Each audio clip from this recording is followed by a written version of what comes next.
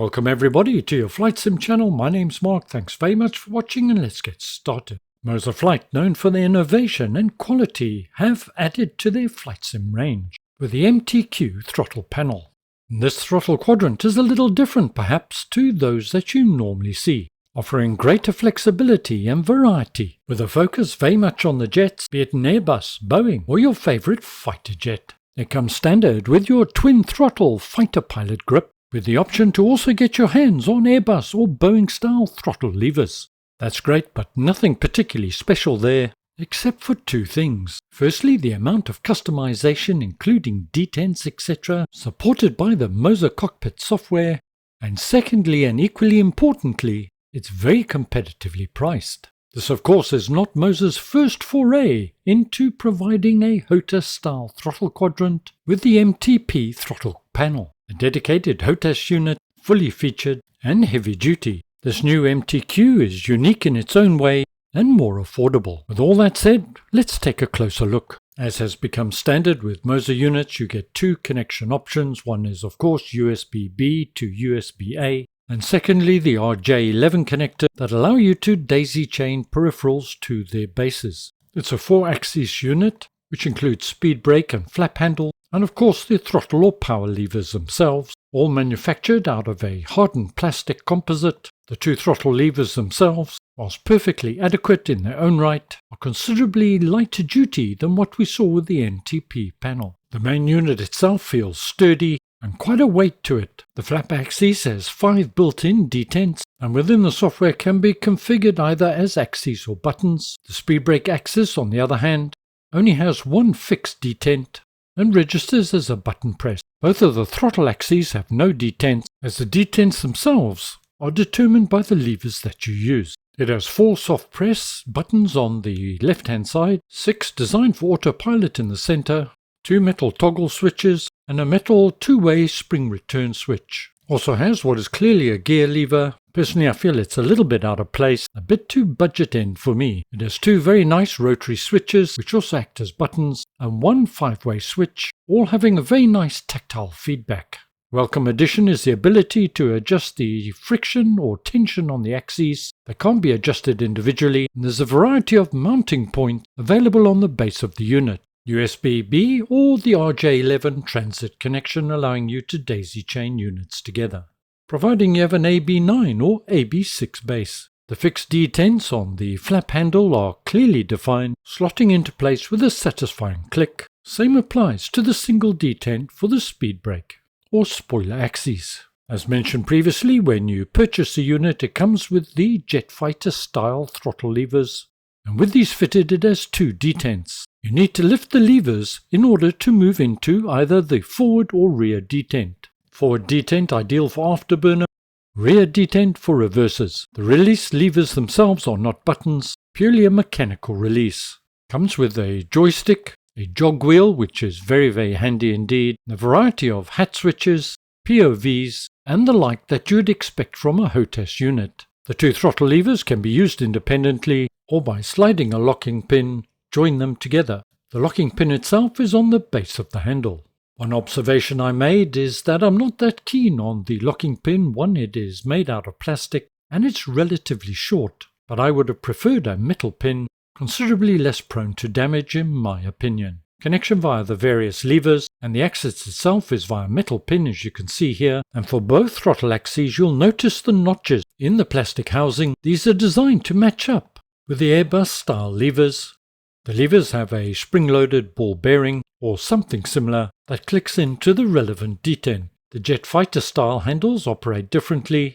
The forward and rear detent are mechanically activated by lifting the handle to ride over an internal stop within the housing. The Boeing style of course don't need detents. Whichever set of handles you use can be held fast by inserting a screw into the slot here. There's one on either side. As mentioned earlier in the video, there are 2 options for additional handles. They are an additional purchase, TQA for Airbus and TQB for Boeing style power levers. And we'll start by having a look at the Boeing levers. And what I will say from the outset is the quality of these is exceptionally good. They're made from a molded hardened plastic. It features a reverser which does register as a button press, toga, and autopilot disconnect. And here you can see the reciprocal connectors, so via the software it automatically recognizes which levers are connected, and we'll have a look at the advantages of that a little later on in the video. With these levers attached, there are no active detents for the throttles, although the detents for flap and spoiler remain in place. The reversers are obviously the small levers in front. All of the handles fit securely and neatly onto the throttle quadrant itself. Of course, these levers are ideal for commercial jets as well. Let's now turn our attention to the Airbus style thrust levers. Once again, very nicely made and of high quality. And each lever includes the autopilot disconnect button, as well as the relevant connector pins. Moving from throttle idle to reverse, there's a mechanical or physical stop, requiring you to lift the levers in order to move back to the rear detent. Moving into the reverse detent, there are two button actuations, allowing configuration for reverse idle and max reverse. When moving the throttle levers through the range, this really was the only set of handles where I felt I needed to secure them via the screws, so I could get a very firm and definite feel of the detents themselves. The amount of friction is adjustable, as I mentioned earlier.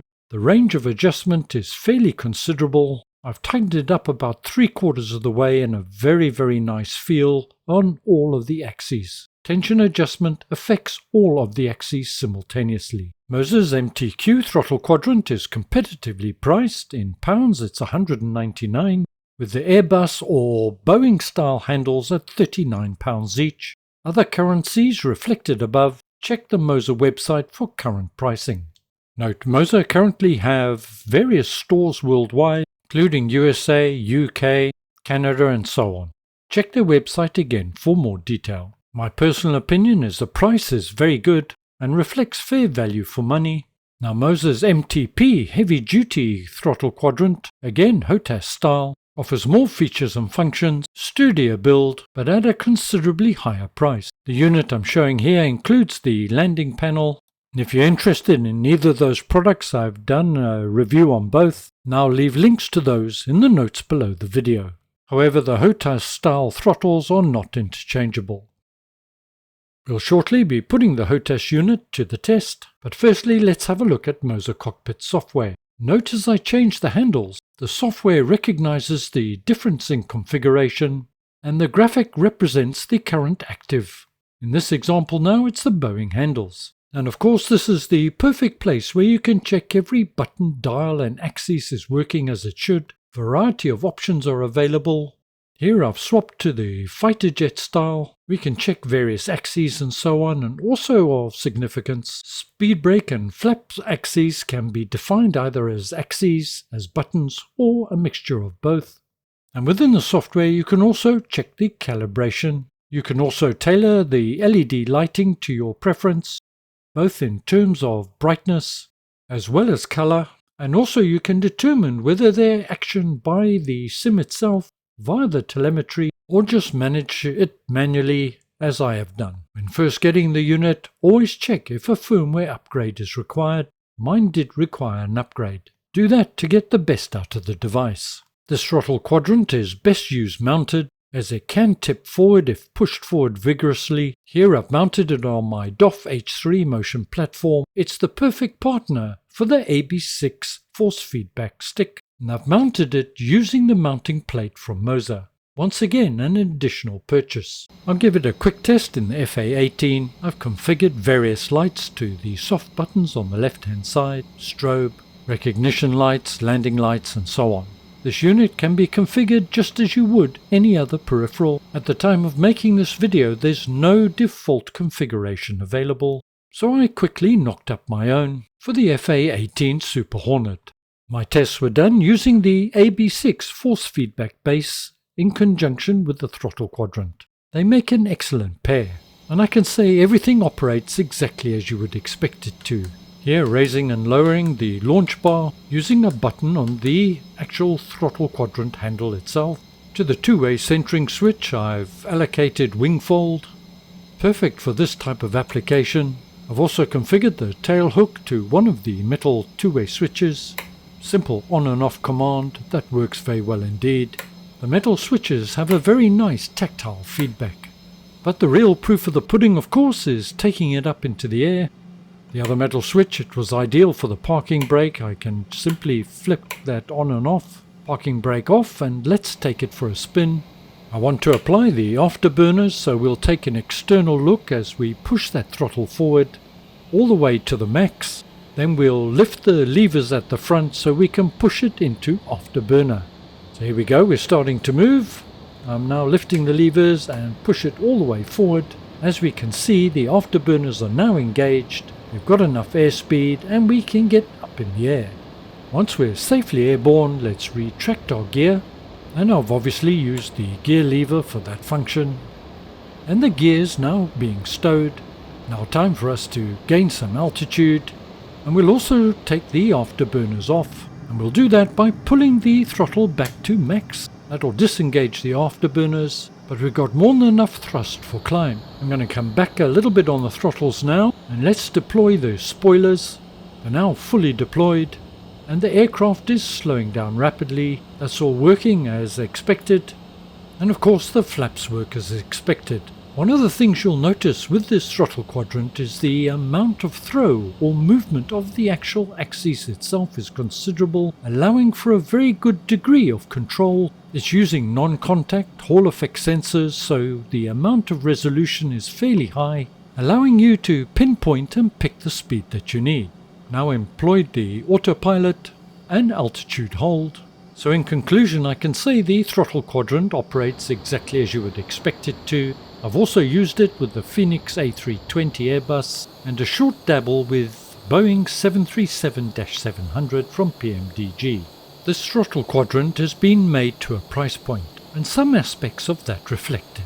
But nonetheless, it is competitively priced, and particularly if you fly various types of aircraft, you chop and change a bit like I do, this throttle quadrant arguably is going to be the best choice for you, offering variety and functionality without being overcomplicated, and with all that in mind, well, the price is attractive. Recommended. If you only fly Boeing or you only fly Airbus, well, there are alternative options out there. As always, thank you very much for joining me today. I hope you found it useful and informative. Stay well, look after yourself, see you all again very soon, and ciao for now.